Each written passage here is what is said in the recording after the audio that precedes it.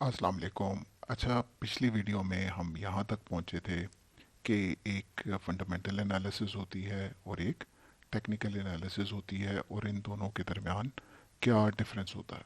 ठीक है। और किस तरह से हमें टेक्निकल एनालिसिस का एक फ़ायदा ये होता है कि हम मुख्तलिफ मार्केट्स को फॉलो कर सकते हैं, उनमें ट्रेड कर सकते हैं। जैसे अगर आप फॉरेक्स में करना चाहें, अगर आप मिसाल के तौर पे क्रूड ऑयल में करना चाहें, या बिटकॉइन में इवन करना चाहें, किसी भी चीज़ में भी करना चाहें, तो प्रिंसिपल्स उन सब के एक ही रहेंगे, उनमें कोई भी डिफरेंस नहीं है। ये सारा का सारा एक ही जैसा होगा। क्योंकि यहाँ पे प्राइस मूवमेंट होती है, तो जिस भी चीज़ की प्राइस है और वो फ्लक्चुएट कर रही है, तो ये सारी फ्लक्चुएशन जो आ रही होती है, ये बुनियादी तौर पर इंसान की जो साइकोलॉजी है उसको रिप्रेजेंट कर रही होती है, और ह्यूमन नेचर चेंज नहीं होती। चाहे आप जिस मर्जी मार्केट में चले जाएं, चाहे वो गोल्ड हो, चाहे वो ऑयल हो, चाहे वो बिटकॉइन हो, चाहे वो फॉरेक्स हो, चाहे वो स्टॉक्स हो। ठीक है। तो अब हम आते हैं कि प्राइस मूवमेंट से हमें क्या पता चलता है। एक स्टेटमेंट है जो कि टेक्निकल एनालिसिस की दुनिया में बताई जाती है, और वो ये है कि market discounts everything. Market discounts everything. अब इसका मतलब क्या होता है? इसका मतलब ये है कि जो मार्केट के अंदर जो प्राइस चल रही है, वो अपने अंदर वो सारी की सारी बातें इनकॉर्पोरेट कर लेती है जो कि उस स्टॉक से रिलेटेड होती हैं। यानी अगर एक स्टॉक है और वो महंगा है, तो उसके पीछे कोई ना कोई रीज़न है। अब हमें रीज़न से इतना इंटरेस्ट नहीं है। हमें सिर्फ इस बात से इंटरेस्ट है कि उसकी वैल्यू अच्छी है, इसी वजह से वो ऊपर है। अदरवाइज़ वो उसकी प्राइस ज़्यादा ना होती। मैं एक छोटी सी मिसाल आपको देता हूँ। अगर आपने मिसाल ले लें कि कोई ड्रेस लेना है, ठीक है। आप कहते हैं कि जी मैंने कोई कुर्ता लेना है। अब आप कुर्ते लेने के लिए दो जगह भी जा सकते हैं। आप जे डॉट पे जा सकते हैं, या किसी आम शॉप पे भी जा सकते हैं। आप जे डॉट पे जाते हैं, वहाँ आप देखते हैं कि वहाँ पे प्राइस उसकी ज़्यादा है, बट उसके बावजूद वहाँ पर एक ठीक ठाक किस्म का रश है। और इसके बरक्स अगर आप एक आम सी शॉप में चले जाओगे, तो वहाँ पर इतना रश आपको शायद ना मिले। अब अगर तो फर्ज करें आपको कपड़े की क्वालिटी का पता हो कि यार अच्छा कपड़ा कैसा होता है, टच करने में कैसा महसूस होता है, या जो भी उसकी क्वालिटीज़ हैं, तो वहाँ पर तो शायद आपको बहुत अच्छी चीज़ मिल सके, आप और बड़े सस्ते दामों में मिल सके। मगर इसके लिए एक कंडीशन होगी, और वो ये कि आपको कपड़ों की फंडामेंटल एनालिसिस आती हो। ठीक है। तो फंडामेंटल एनालिसिस ऐसा नहीं है कि कोई एक यूजलेस चीज़ है। फंडामेंटल एनालिसिस का बहुत बड़ा एक फ़ायदा डेफिनेटली है, और वो ये कि आपको अगर एक चीज़ की फंडामेंटल एनालिसिस आती है, तो आपको पता लग जाता है कि यार ये तो लोगों को तो पता नहीं है शायद, इस वजह से ये इतनी अच्छी चीज़ को मिस कर रहे हैं। मगर बिलफर्ज आपको ये नहीं पता, तो उसका दूसरा तरीका फिर सेफ ऑप्शन क्या है कि आप जे डॉट से ले लें। अब वहाँ पर आपको, अगरचे वो महंगी है, मगर आपको ये कंफर्म है कि यार अगर ये महंगी भी है तो कोई रीज़न है जो ये महंगी है और लोग फिर भी ले रहे हैं। तो प्राइस बजाते खुद सारे फैक्टर्स को केटर फॉर कर देती है, अपने अंदर समो देती है। तो उसके बाद आपको बहुत ज़्यादा ये वरी करने की ज़रूरत नहीं रहती कि मैं इसकी बैलेंस शीट देखूं, मैं इसकी अर्निंग्स देखूं। अक्सर जब आप स्टॉक मार्केट को अगर आप फॉलो करोगे, तो आप देखोगे कि एक बड़ी यूनिक सा एक अमल होता है कि जब भी स्टॉक मार्केट में एक स्टॉक का ना रिज़ल्ट अच्छा नहीं आएगा, तो वहाँ से ना जनरली प्राइस उठना शुरू हो जाएगी उस स्टॉक की। अब उसकी रीज़न क्या होती है? देखिए, बड़ी सिंपल सी बात है। चाहे जितना मर्जी आप मार्केट की बात कर लें, जो अमीर आदमी होता है उसके पास वो इन्फॉर्मेशन पहले से मौजूद होती है। वो पहुंच जाती है, उसको जैसे तैसे पहुंच जाती है। ठीक है। वो क्या करता है कि वो पहले से अपनी सेलिंग कर चुका होता है, जिसके नतीजे में स्टॉक पहले ही गिर चुका होता है।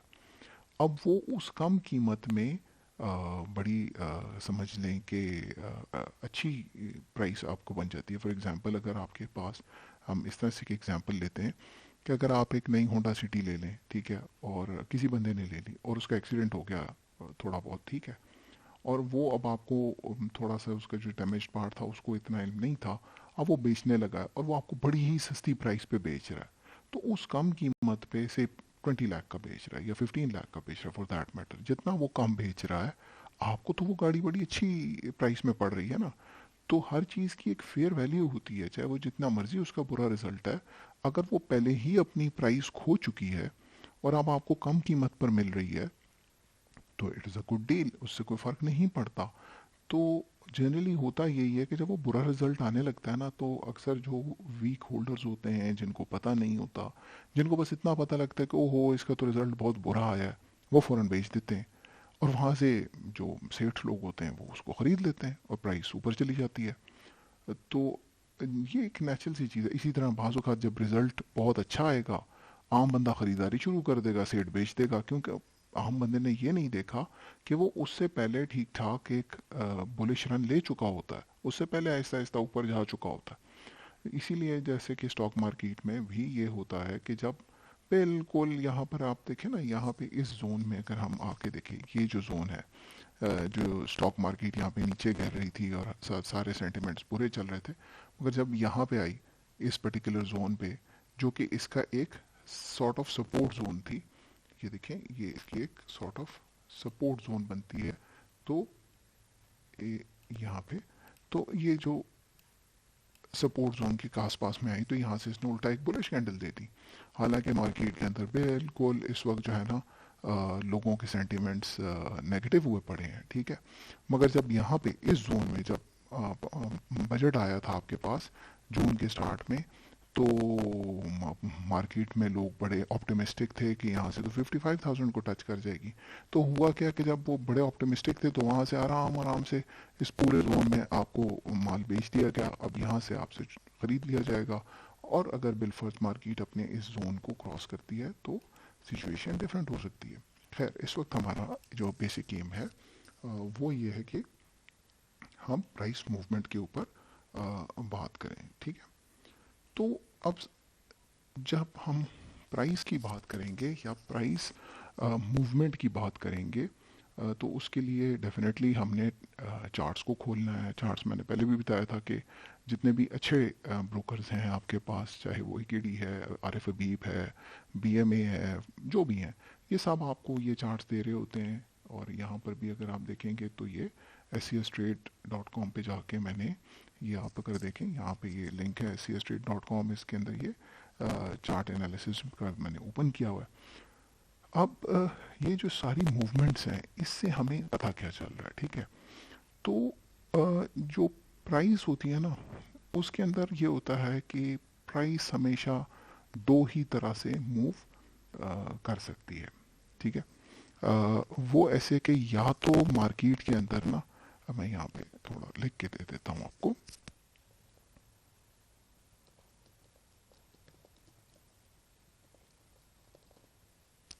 मार्केट देखें या तो रेंज बाउंड होगी, ठीक है, और यहाँ पर क्या होगी, ट्रेंड करेगी, ठीक है ना। अब ये ट्रेंड चाहे बुलिश हो चाहे बेरिश हो, ये मार्केट की यही दो फेजेस होती हैं। आप जब भी स्टॉक को देखेंगे या मार्केट को देखेंगे तो वो इन्हीं के दरमियान जो है ना ऑल्टरनेट करती रहेगी। मिसाल के तौर पे अगर मैं इधर आऊँ, अगर आप देखें, अब ये यही स्टॉक मार्केट का मैंने एक छोटा सा एक कलर्स में बनाया हुआ है। अब यहाँ पे आप देखो ये ट्रेंड कर रही है, अब किसी को भी नज़र आ सकता है कि हाँ यार ये तो एक इस पर्टिकुलर जोन के अंदर एक बुलिश ट्रेंड है। यहाँ पर क्या हो रहा है, इस पूरे जोन में ये रेंज बाउंड हो गया। फिर आप देखें यहाँ पे आपके पास एक ठीक बुलिश रन आया, फिर यहाँ पे आपके पास रेंज बाउंड हो गया, फिर यहाँ पे बुलिश रन आ गया, फिर यहाँ पे रेंज बाउंड हो गया। अब रेंज बाउंड का क्या मतलब है कि एक इसका मार्केट का ये ऊपर वाला कोना बन गया, एक नीचे वाला कोना बन गया, मार्केट ऊपर जाती है इधर टकराती है, इधर आती है इधर सपोर्ट लेती है, इधर जाती है टकराती है, इधर आती है सपोर्ट लेती है, ठीक है, फिर फाइनली इसको ब्रेक करती है। यहाँ पर आप देखें मार्केट इसी तरह का तरीके से ट्रेंड कर रही है।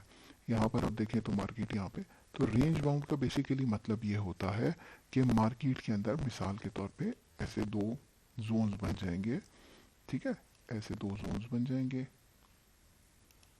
और मार्केट उसमें ऐसे ऐसे मूव करेगी, ऐसे ऊपर जाएगी, नीचे आएगी, ऐसे ऊपर जाएगी और नीचे आएगी।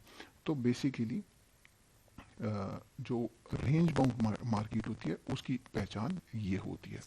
अब जो रेंज बाउंड मार्केट्स होती हैं ना, जनरली इनको अवॉइड करना चाहिए। इनके अंदर इन्वेस्टमेंट नहीं करनी चाहिए। हमेशा जब मार्केट अपने रेंज को तोड़ देती है उसके बाद आपको मार्केट में एंट्री लेनी चाहिए। ठीक है, ये उसूल आपने अपने जहन में याद रखना है कि रेंज बाउंड मार्केट में आपने पैसे नहीं लगाने। एक बड़ी कॉमन सी सेइंग है कि कुछ टाइम्स होते हैं जब आपने बाई करना होता है, कुछ टाइम्स होते हैं जब आपने शॉर्ट करना होता है, और कुछ टाइम होते हैं जिसमें आपने फिशिंग पे चले जाना है। ठीक है, तो उसका मतलब बेसिकली यही है कि ये जैसे अब मिसाल के तौर पे ये जो जगह है यहाँ पे आप बाई करें, ठीक है, तो आपको प्रॉफिट होगा। अब यहाँ पे नहीं, यहाँ पे बाई करें। अगर आप मार्केट में पहले चले जाएं तो ये जो जगह थी, फॉर एग्जांपल ये जो जगह हमारे पास आई थी, तो यहाँ पे अगर आप शॉर्ट कर देते तो आपको एडवांटेज था। ये देखें, ये एक हमारे पास ये जो जोन था ये एक सीवियर बेरिश जोन था हमारे पास, ये सारा का सारा बेरिश ट्रेंड था। तो यहाँ पे शॉर्ट बनता था, यहाँ पे लॉन्ग बनता था। मगर ये जो जगह होती है इसमें सिंपल सी बात है कि आप पैसे को अपने पास रखें, कैश में रखें, और इन्वेस्ट पैसे को ना करें। तो हमारे पास बेसिकली मार्केट की हमें यह पता लगा कि दो टाइप्स हैं। एक जिसमें हम ट्रेंड देख रहे होते हैं, ठीक है। दूसरा जिसमें हम रेंज बाउंड एक्टिविटी देखते हैं। अब ट्रेंड चाहे बुलिश हो चाहे बेरिश हो, ठीक है। ये हो गया हमारा एक पार्ट। अच्छा, अब क्वेश्चन ये बनता है कि चलें ठीक है, हमें ये तो पता चल गया कि एक बुलिश ट्रेंड हो गया, एक बेरिश ट्रेंड हो गया, in any case trending market हो गई, और एक साइडवेज मार्केट हो गई या रेंज बाउंड मार्केट हो गई। दोनों एक ही चीज़ का नाम है कि मतलब मार्केट एक पर्टिकुलर सपोर्ट और रेजिस्टेंस को पकड़ लेती है और उसके दरमियान पिंग पोंग खेलती रहती है, टेबल टेनिस की तरह, यूं गई यूं गई यूं गई यूं गई। ठीक है, ये हमें पता लग गया कि जी अच्छा ठीक है, इन एरियाज में हमें कोशिश ये करनी है कि हम थोड़ा सा वेट करें, क्योंकि ऐसा नहीं बात है आपको नहीं पता कि मार्केट ने कब क्या करना है, किधर जाना है। ठीक, तो अब सवाल ये पैदा होता है कि हमें ये कैसे पता लगेगा कि कब मार्केट को हम बुलिश रन स्टार्ट हुआ है, कब मार्केट का बेरिश रन स्टार्ट हुआ है। ठीक है, तो ये बहुत इंपॉर्टेंट है कि हम यहाँ पर ये जान सकें कि कब मार्केट का एक बुल रन के बुलिश ट्रेंड कहलाएगा और कब एक बेरिश ट्रेंड कहलाएगा। अच्छा, इसका तरीका जो क्लासिकल डेफिनेशन है ना, वो मैं आपको बताता हूँ। अब जो क्लासिकल डेफिनेशन है बुलिश ट्रेंड की, वो ये होती है कि अगर जो जो आपके पास मूव आ रही है, मैं एक दिन दो दिन की बात नहीं कर रहा, मैं एक मूव की बात कर रहा हूँ। मूव इस तरह से होती है कि जैसे मिसाल के तौर पे यहाँ से ये मार्केट ये जो मूव ले रही है, ठीक है, ये जो मूव आ रही है, हम एक आधे दिन की बात नहीं कर रहे, हम पूरे मूव की बात कर रहे हैं। तो अगर उस मूव में कभी भी मार्केट एक हायर हाई बनाती है, हायर लो बनाती है, फिर हायर हाई बनाती है, फिर हायर लो बनाती है, तो आपका बुलिश ट्रेंड चल रहा है। ठीक है, इसके बरक्स अगर मार्केट लोअर लो बनाती है, लोअर हाई बनाती है, लोअर लो बनाती है, तो इसका मतलब क्या है कि मार्केट में बेरिश ट्रेंड चल रहा है। ठीक है, ये एक क्लासिकल डेफिनेशन है। मैं आपको इधर दिखाता हूँ, ये केसी 100 इंडेक्स है। ठीक है, यहाँ पर हम देखते हैं इस जगह में, ठीक है, ये एक बड़ा क्लासिकल हमारे पास एक एग्जांपल आ रही है। ये मार्केट ने हमारे पास यहाँ पर एक लो लगाया, यहाँ से स्टार्ट होता है मार्केट और यहाँ आती है। ठीक है, ये मार्केट ने एक लो लगाया, इस लो लगाने के बाद मार्केट ने एक हाई बनाया। ये जो हाई बन रहा है, इस लाइन को हम थोड़ा सा मोटा कर देते हैं।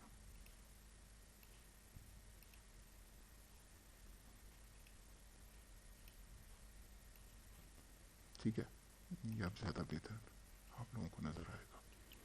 अच्छा, ये एक लो बना, यहाँ पर एक हाई बना। ठीक है, अब ये जो लो था, जब नेक्स्ट लो बनाया मार्केट ने, अब यहाँ तक ये हम इस पे ये नहीं कह सकते कि ये बुलिश ट्रेंड आ गया था। यहाँ पे ये एक बेरिश ट्रेंड ही था। मगर जब मार्केट ने यहाँ पे एक और लो बनाया, ठीक है, यहाँ तक, और यहाँ से मार्केट ने दोबारा एक अपटिक दोबारा लिया और यहाँ गई, ठीक है, ये हमारे पास एक मूव बन रहा है, ठीक है। तो जब ये मूव हमारे पास बना है, तो ये जो लो था, अगर आप गौर करें तो ये लो इस लो की निस्बत हाई था। ये जो लो बना था ये हायर लो था, ठीक है। हाँ, यहाँ पर मार्केट हायर हाई नहीं बना सकी क्योंकि ये इस हाई को दरअसल नहीं तोड़ सकी। अगर हम इस ड्राइंग को रिमूव करें तो ये इस जगह में इस लो को नहीं तोड़ सकी, हाई को सॉरी नहीं ऐसा कन्विंसिंगली ब्रेक कर सकी थी। इस हाई को यहाँ पे नहीं तोड़ सकी बल्कि स्ट्रगल कर रही थी। मगर इस दौरान इसने एक और अपना जो जहाँ से लो अगर मैं कहूँ तो वो लगाया और वो यहाँ इस जोन में था, ये देखें। और यहाँ से जैसे ही इसने मार्केट ने अपने इस हाई को तोड़ा तो हमारे पास एक लिहाज से कॉम्बिनेशन बन चुका था हायर लो का। ये तो हायर हाई नहीं है मगर यहाँ पे हमारे पास हायर हाई बनने लगा था। अब हमें पता था इस पर्टिकुलर स्पॉट के ऊपर कि अब मार्केट में एक बुलिश ट्रेंड आने का बहुत अच्छा चांस है। ये जो जगह बनती है हमारे पास, ठीक है।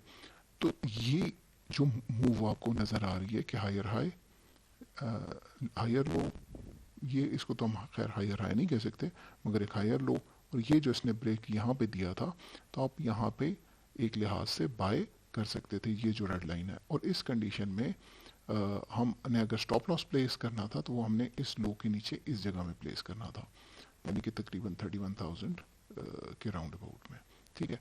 अब अगर आप यहाँ से इस मार्केट को देखें तो यहाँ पे फिर क्या ट्रेंड आता है, किस तरीके से ये जाता है, तो हमें ये ऐसे नज़र आता है कि यहाँ पे ये मूव हमारे पास फिर एक आई, ये हाई बना, ये हाई इस हाई की निस्बत हायर हाई है। अच्छा, फिर ये एक लो बनता है, ठीक है। अब ये लो अगर आप गौर करें तो पिछले लो की निस्बत ऊपर है, ठीक है। तो जैसे ही अब मार्केट ने इस लो को हायर लो को दोबारा यहाँ पे अपने हायर हाई हायर लो को तोड़ा, इस स्पॉट के ऊपर दोबारा इस हाई को तोड़ा, दोबारा मार्केट ने हाई लगाया और उसके बाद दोबारा लो कहाँ पे लगा, ये फिर एक हायर लो बना हमारे पास, यहाँ पे लो लगा, ठीक है। फिर हायर हाई हायर लो आ गया, फिर ये देखें एक हाई लगाया, फिर मार्केट ने एक लो लगाया, फिर मार्केट ने एक हाई लगाया। अगर अब यहाँ पे आप गौर करें तो इस सारे जोन को तो हम बुलिश ट्रेंड कहेंगे क्योंकि यहाँ पे कंटिन्यूसली हमारे पास हायर हाई हायर लो का कॉम्बिनेशन बन रहा था। चूंकि हमारे पास हायर हाई हायर हाई बन रहा है तो ये एक कंटिन्यूस बुलिश ट्रेंड है, ठीक है। अच्छा, अब यहाँ पे हमें कैसे पता लगा कि मार्केट ने अपना ट्रेंड चेंज किया, तो अगर आपने ये देखना है कि मार्केट ने अपना ट्रेंड कहाँ चेंज किया, अब आप यहाँ पे देखें, यहाँ पे मार्केट की जो लो थी वो ये थी, सॉरी ये लो था मार्केट का, ठीक है। ये लो था, ये हाई लगाया, ठीक है, ये लो ये हाई। यहाँ पे मार्केट ने एक्चुअली किसी हद तक अपने इस लो को वायलेट करने की कोशिश की यहाँ पे, ठीक है। मगर अब जाहिर बात है यहाँ पे हम इसको बेरिश ट्रेंड नहीं कह सकते, यहाँ पे बड़ा कन्विंसिंग बेरिश ट्रेंड नहीं था। बट ये जो जगह थी, इसका मैं कलर चेंज कर देता हूँ, ब्लू कर देता हूँ, यहाँ पे मार्केट ने जो हाई लगाया वो कंफर्म लोअर हाई था as compared to this one. ये जो हाई आपका लगा था उसकी निस्बत ये हाई कंफर्म नीचे था, ठीक है। और जैसे ही मार्केट ने इस हाई लगाने के बाद इस लो को तोड़ा है, ठीक है, तो इस मार्केट ने फिर एक लोअर लो लगाया और मार्केट वापस आती है यहाँ पे इसी जगह को जहाँ को जिस सपोर्ट जोन को इसने तोड़ा था उसको टेस्ट करती है और वहीं पर एक लोअर हाई बनाती है और उसके बाद मार्केट नीचे जाती है, ठीक है। तो वो वाली कम्बिनेशन जो मैं आपको बताना चाह रहा था कि lower low lower high lower लो, वो फिर उसके बाद आपको यहाँ पर कंटिन्यूसली नजर आ रही होती है। अब यहाँ पर फिर आपके पास ये एक मूव आता है, ठीक है, मार्केट ब्रीदर लेती है, थोड़ा सा इस हाई को वायलेट करके यहाँ पे एक दोबारा हाई लगाती है, फिर थोड़ा सा ब्रीदर लेती है, फिर एक हाई लगाती है, फिर थोड़ा सा ब्रीदर लगाती है।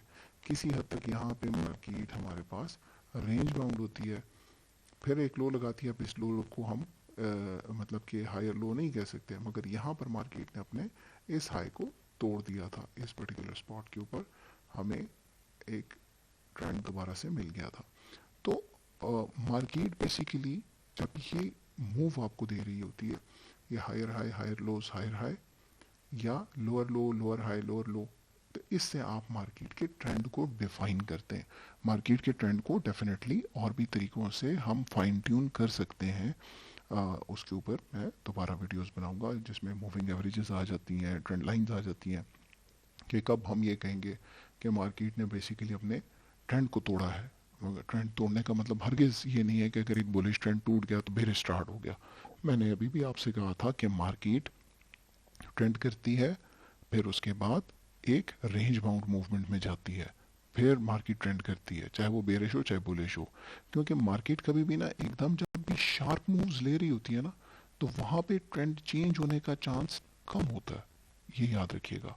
जैसे अब मार्केट यहाँ पे एक शार्प मूव दे रही है, फिर जाती है, फिर एक शार्प मूव देती है, मगर इस जोन में आप देखें ना बड़ा स्लो एक्टिविटी स्टार्ट हो जाती है। उसकी वजह ये होती है कि जो बड़ा जो जो बिग मनी है, जो इंटेलिजेंट मनी है, जो कि बेसिकली मार्केट में जो सेठ लोग हैं, जो जिन्होंने बेसिकली पैसा, हमें तो उनके फुटप्रिंट्स को फॉलो करना है ना, तो वो एकदम तो अपना सारा माल नहीं निकाल सकते। तो वो उसके लिए फिर उनको इस तरह की एक एक्टिविटीज़ चाहिए होती हैं कि जहाँ पे वो मज़ीद माल ख़रीद सकें, आपको डरा सकें, ठीक है ना। तो वो इस तरह की रेंज बाउंड मूवमेंट्स आपको चाहिए होती हैं, ठीक है। तो ये हमारे पास एक ट्रेंड को समझने का तरीका है। अब सवाल ये पैदा होता है कि इसमें हमने बाय कब करना है, सेल कब करना है। तो उसका तरीका अगर हमने सिर्फ चार्ट को देख के करना है, हमने कोई इंडिकेटर्स नहीं लगाने, तो क्लासिकल डेफिनेशन हमारी ये होती है। अब इसमें जो ब्लू कलर है, इससे हम डिफाइन करेंगे बाय लेवल्स को, ठीक है। और जो ये रेड है, ये हमारा स्टॉप लॉस होता जाएगा, ठीक है। अच्छा, अब इसी ट्रेंड को हम देखते हैं यहाँ से यहाँ तक, ठीक है। अब यहाँ तक तो हमें कोई पता नहीं था कि क्या बन रहा है, मगर जब मार्केट ने ये जगह तोड़ी थी, तो ये हमारे पास एक बाय जोन होना चाहिए था, कि जहाँ पे हम मार्केट में एंट्री ले सकते थे, ठीक है। और इस केस में हमारे पास स्टॉप लॉस क्या होना चाहिए था? स्टॉप लॉस हमारे पास ये जो लो था, ये वाला, इसके नीचे होना चाहिए। अब उसकी एक बहुत बड़ी रीज़न है, ठीक है। कई दफ़ा तो ऐसे होता है कि जब मार्केट मूव करती है और अपने रेजिस्टेंस को तोड़ती है, तो वो उस रेजिस्टेंस को बाद में एज ए सपोर्ट टेस्ट करती है, ठीक है। ये कई दफ़ा ऐसा होगा।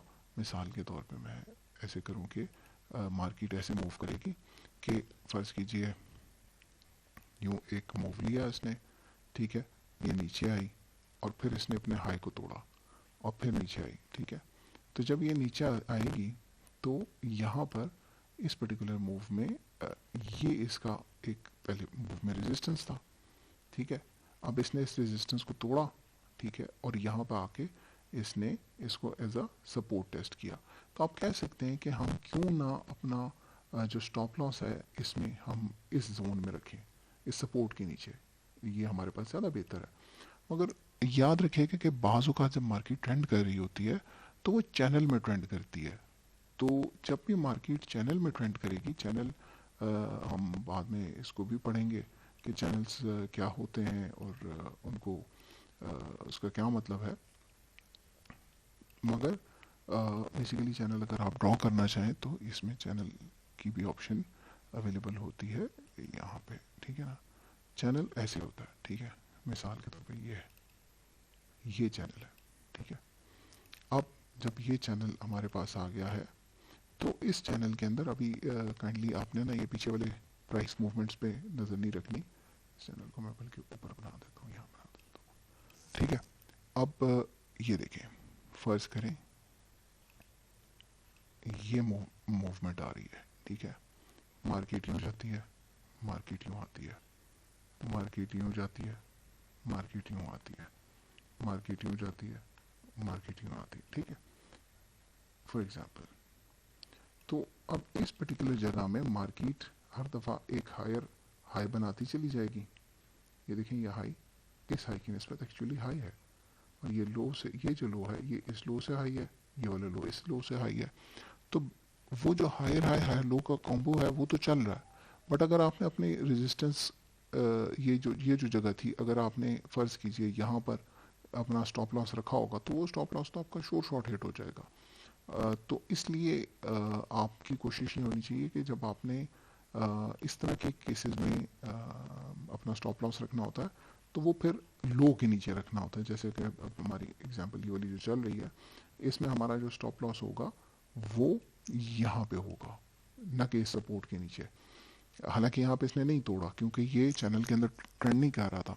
अच्छा, अब यहाँ पर फर्ज करें हमसे मिस हो गया था, तो जो नेक्स्ट एंट्री बनती थी फिर वो यहाँ पे बनती थी जब मार्केट ने इस रेजिस्टेंस को तोड़ा। ठीक है, और अगर हमने पहले की एंट्री ली हुई है, ठीक है, यहीं पे एंट्री ले ली थी फॉर एग्जांपल, तो हमारा जो स्टॉप लॉस फिर होता। अब हमने ट्रेल करना था। मैंने आपसे पहले भी कहा था कि मार्केट के अंदर सबसे इंपॉर्टेंट चीज़ है एग्जिट प्लान करना। आपने हमेशा जो जितने बड़े ट्रेडर्स होते हैं वो एंट्री से ज़्यादा अपने एग्जिट के ऊपर काम करते हैं कि मैंने एग्जिट कब लेना है। तो अब जब मार्केट ने इस हाई को तोड़ दिया, तो आपका ऑटोमेटिकली ये जो स्टॉप लॉस है इसको आपने ट्रेलिंग स्टॉप लॉस बना लेना था यहाँ पर। ठीक है, अब आपको एक बात तो कंफर्म थी कि आपको लॉस नहीं होने वाला, चाहे मार्केट यहाँ से नीचे भी आ जाती। मार्केट ऊपर गई, एक ठीक ठाक रन था, यहाँ पे नीचे आई। अब यहाँ से जब ऊपर गई तो अब आपका स्टॉप लॉस यहाँ से चला जाना चाहिए इस जगह पे। ठीक है, मार्केट ऊपर गई, मार्केट नीचे आई, मार्केट फिर ऊपर गई, अब आपका स्टॉप लॉस किधर आना चाहिए, यहाँ पे। अब जब आप यहाँ पे अपना स्टॉप लॉस लगाते हैं तो आपका स्टॉप लॉस शॉर्ट यहाँ पे हिट हो जाना चाहिए था। ये वही जगह है जहाँ पे मार्केट ने दोबारा इसको हिट किया था। और उस पर्टिकुलर केस में मतलब एक ठीक ठाक अगर आप गौर करें तो ये कितने परसेंटेज का मूव है जिसकी हम बात करें, ये तकरीबन तकरीबन 20% का मूव था, जिसको आप सिंपल प्योर चार्ट के ऊपर भी कैप्चर कर सकते थे। ठीक है, अगर आप इवन अपनी इसको यहाँ पे रखना चाहें कि नहीं, अगर हमें ये मिस हो गया था यहाँ से हम ले लें एंट्री, तो भी तकरीबन 13% का ये एक मूव आपको मिल सकता था। डेफिनेटली इसमें जो है हमारे पास एक ठीक ठाक परसेंटेज मिस हो रही होती है। अगर आप प्योर प्राइस सिग्नल्स के ऊपर जा रहे हो तो तकरीबन तकरीबन इतना एक शॉर्ट हमारे पास 5-7% 8% मिस हो रहा होता है। तो इसलिए प्योर चार्ट्स को कोई भी ऐसा रिकमेंड नहीं कर रहा होता कि आप ट्रेड करें। इसके ऊपर कुछ ना कुछ आप इंडिकेटर्स, कुछ ना कुछ और सपोर्टिंग मटेरियल लगा रहे होते हैं जो आपको इंडिकेशंस देता है। बट अगर आप सिर्फ चार्ट को देखना चाहें जब भी, बल्कि मैं तो ये रिकमेंड करता हूँ कि जब भी आपने पहला व्यू लेना है मार्केट का, तो इंडिकेटर्स पे ना लिया करें। बिल्कुल अपने चार्ट को साफ सुथरा रखें। ठीक है, सारी चीज़ें इसको हटाएं, मार्केट को एक इन जनरल देखें कि मार्केट आपको कैसी नज़र आ रही है। ठीक है, और उसके बाद आपको उसके अंदर अपना एक व्यू बनाएं कि यार क्या है। फिर उसके बाद फाइन ट्यूनिंग के लिए आपने एक दो इंडिकेटर्स, तीन इंडिकेटर्स आप रख लें। मतलब इंडिकेटर्स के अंदर मेरी रिकमेंडेशन यही है कि आप एक्सपोनेंशियल मूविंग एवरेज ज़रूर देखा करें, और आरएसआई देखें, मैकडी देखें। इससे ज़्यादा इंडिकेटर्स देखने की ज़रूरत नहीं होती, क्योंकि जब आप बहुत ज़्यादा इंडिकेटर्स लगा लोगे तो आपको नज़र ही कुछ नहीं आएगा। फॉर एग्जांपल, जो प्राइस है, सबसे कीमती चीज़ तो आपकी प्राइस है। अब अगर मैं मिसाल के तौर पे यहाँ पे ऐसे करूँ कि मैं इसके अंदर आरएसआई भी डाल दूँ, ठीक है, और इसके अंदर मैं ऐसे करूँ कि स्टोकेस्टिक्स भी डाल दूँ, और इसके अंदर मैं ऐसे करूँ कि मैं मैकडी भी डाल दूँ। ये जी मैकडी भी डाल दिया हमने। ठीक है, और इसके अंदर मैं ऐसे करूँ कि मैं बोलिंगर बैंड्स भी डाल दूँ। ठीक है, ये बोलिंगर बैंड्स भी ये भी डाल दूँ, किधर गया बोलिंगर बैंड्स, ये भी डाल दूँ। अब मुझे तो नज़र ही कुछ नहीं आ रहा, प्राइस मूवमेंट तो बीच में गायब होकर रह गई। अब इसमें आपको क्या नज़र आ रहा है? इसमें तो कुछ भी नहीं। Price movement is the key, price is the key. आपसे प्राइस तो बिल्कुल गायब हो गया, प्राइस तो आपको नज़र ही नहीं आ रहा। ना प्राइस नज़र आ रहा है, और दूसरा जो इंपॉर्टेंट चीज़ होती है वॉल्यूम्स होता है। वाहिद एक चीज़ होती है जो कि लीडिंग इंडिकेटर होता है। ये सारे इंडिकेटर्स जो हैं ये लैग करते हैं। जो लीड करता है वो एक ही है, बेसिकली वो वॉल्यूम है। वॉल्यूम आपको बता देता है कि मार्केट गिरी पड़ी हुई है और वहाँ पे बाइंग हो रही है। तो आपको उधर से मतलब जाहिर बात है वॉल्यूम को तो कोई छुपा तो नहीं सकता। सेठ ने भी जब खरीदना है तो आपको नज़र तो आ रहा है कि यार वॉल्यूम बढ़ गए हैं मार्केट में, ये क्या चक्कर है। तो वाहिद एक इंडिकेटर जिसको आप लीडिंग इंडिकेटर कह सकते हैं वो वॉल्यूम्स होते हैं। ठीक है, वॉल्यूम्स के ऊपर भी हम वीडियोस बनाएंगे। तो ये बेसिकली बहुत ज़्यादा इंडिकेटर्स को पढ़ने की ज़रूरत नहीं होती। इंडिकेटर्स में मैकडी और आरएसआई बहुत हैं। अगर आप खाली आरएसआई को भी फॉलो करना चाहो, गुड इनफ। मगर बहुत ज़्यादा इंडिकेटर्स को देखने की ज़रूरत नहीं होती। जो मेन चीज़ होती है आपकी, वो आपकी प्राइस मूवमेंट होती है। प्राइस मूवमेंट में आपको देखना चाहिए कि मार्केट क्या हायर हाइज हायर लोज बना रही है, क्या साइडवेज हुई हुई है। अब साइडवेज का मतलब क्या होता है? साइडवेज आप ज़रा देखेंगे, अगर हम इस पर्टिकुलर जोन में देखें तो आपको ना हायर हाई मिल रहा है, ठीक है, ना हायर लो बन रहा है, ठीक है। ये जितना भी ये जो रेडिश जोन्स हैं, अगर हम हर एक को हाईलाइट करें, ये अब देखें ना आपके पास कोई हायर हाई आ रहा है ना हायर लो आ रहा है। इधर देखिए ऑलमोस्ट सेम सिचुएशन है। थोड़ी बहुत जाहिर बात है ऊपर नीचे हो सकता है, बिल्कुल एक्यूरेट कभी भी नहीं होता। देखिए कोई भी higher high higher low combination आपको नज़र नहीं आता, मगर इधर आपको ट्रेंडिंग मार्केट में इस तरह से नज़र आता है। तो जितने भी लोग ये वीडियो देख रहे हैं उनके लिए बेसिकली होमवर्क ये है कि नेक्स्ट वीडियो देखने से पहले आप कोशिश ये करें कि आप ऐसी स्ट्रेट पे जाएं, एक अपनी लिस्ट बनाएं, ठीक है। डिफरेंट आप सेक्टर्स ले लें कि अच्छा ठीक है, मिसाल के तौर पे अगर हमने सेक्टर्स हमारे क्या होने चाहिए, बड़ा सिंपल सा ये है कि आप सीमेंट्स में से एक ले लें, ठीक है। स्टील में से कोई एक देख लें, टेक्नोलॉजी में से एक दो शेयर्स ले लें। बैंक्स में अगर आपने करना है तो MEBL या for that matter UBL HBL कोई भी बैंक ले लें, ठीक है। 5 7 8 शेयर्स आप ले लें। जो ऑयल एक्सप्लोरेशन है या OMCs हैं, उन सब में से एक एक दो दो शेयर्स पकड़ लें और उनके चार्ट्स, सिर्फ प्योर चार्ट्स, कोई उनके ऊपर इंडिकेटर ना लगाएं, कुछ ना लगाएं, सिर्फ उसकी प्राइस मूवमेंट को देखें कि उसकी प्राइस मूवमेंट आपको कैसी लग रही है। अपनी ज़्यादा शेयर्स बनाने की ज़रूरत नहीं है, जस्ट कोई इन्वेस्ट करने की ज़रूरत नहीं है। एक कॉपी पेंसिल लें, शेयर्स के नाम लिखें, उनकी मूवमेंट लें और उसके अंदर खुद से उसको जज करने की कोशिश करें कि कब बुलिश ट्रेंड चल रहा था, कब बेरिश ट्रेंड चल रहा था। आप बुलिश को बुलिश क्यों कह रहे हो, बेरिश को बेरिश क्यों कह रहे हो। बाकी वीडियोस हम आगे इंशाल्लाह ताला बनाएंगे। चैनल को फॉलो करते रहिएगा। Thank you very much. अल्लाह हाफिज़।